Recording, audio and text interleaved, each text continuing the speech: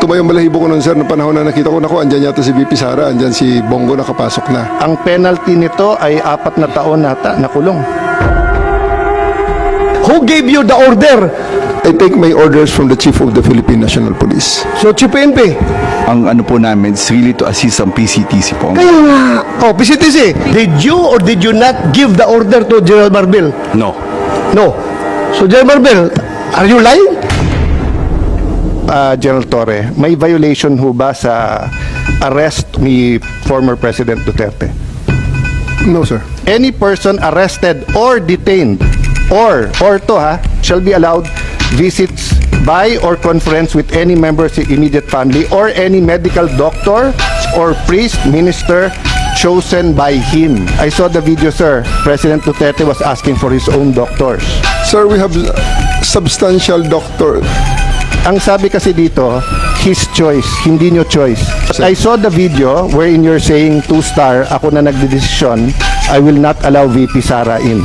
Tama? Yes, sir. Hindi ba siya anak? Nung nakita ko tong batas na to, nakalagay, pag anak, you cannot stop them. Ang penalty nito ay 4 na taon nata na kulong. Bawal na pigilan yung anak na bumisita. So, it's your call to violate the law. Yung Dr. Suba ni President Duterte certified him fit to travel. It's not part of the procedure for his private doctors for that to do that, sir. It will be the government doctors who will be No, taking that's not it, sir. true, sir. Ang nakalagay ho dito sa batas, it can be his doctors. Magiging inutil yung batas if you invite your doctors and then they cannot certify. So, ang mangyayari nun, if they certify hindi pwede, sinertify ng government doctor pwede, korte ang magsasabi at kakasuhan yung doktor na nagkakamali. But if you tell me, sir, okay naman siya, o tignan mo. The law is clear eh. Hindi naman ikaw magsasabing sufficiente, hindi. But you're supposed to allow all of his doctors in right away and you're supposed to allow his family members there and not deny them. So, who give the order? Sino nagbigay sa'yo ng order? Sir, No, I have a team of you're the deputy one there. there. Wala si SOG doon. Ikaw ang nagkarga sa kanya sa aeroplano. Kaya tinatanong kita, who gave you the order? Still, sir, I take my orders from the Chief of the Philippine National Police. So, Chief PNP. It's always the guidance that ang ano po namin is really to assist ang PCTC po. Kaya nga. Oh, PCTC, did you or did you not give the order to General Marbil? No. No. So, General Marbil, are you lying?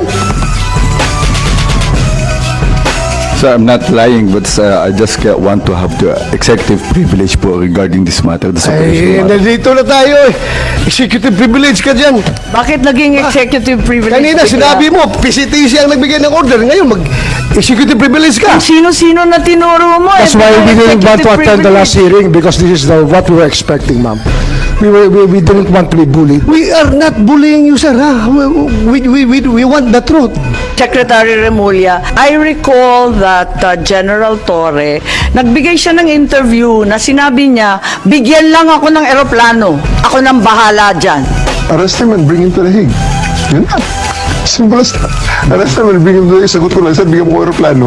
O di ayos. So Secretary Remulla, nagpa-interview na si General Torre. We're not bullying him. He voluntarily gave this interview. Sinabi niya na siya talaga. Paano ba yun? Sino nag-utos sa kanya? I gave them the advice. That, So kayo number ang one, nagutos? serve the warrant of arrest. And number two, surrender him to the Hague. That's what the law provides. So, sir, you're the one giving the orders. Well, in some ways, because I gave them the legal basis for all the actions that happened. So, you're the one giving the orders. If I have to be the one, then if I am the one No. that is referred to, I will admit it.